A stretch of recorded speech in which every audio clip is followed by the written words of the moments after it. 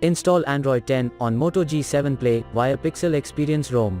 Please check the description for important notes and all the download links. First download ROM and GApps packages, then transfer the downloaded files to the phone storage, link is in the description below. Step 2. Boot your device into TWRP recovery.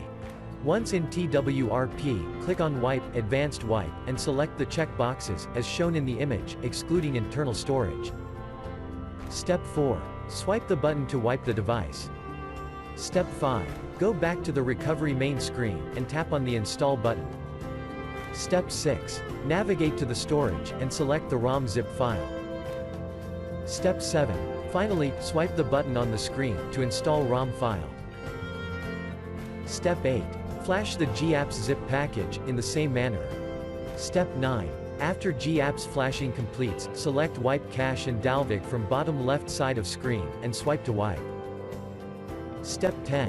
When the flashing process is complete, hit Reboot System. That's it, you have successfully installed the ROM on your device.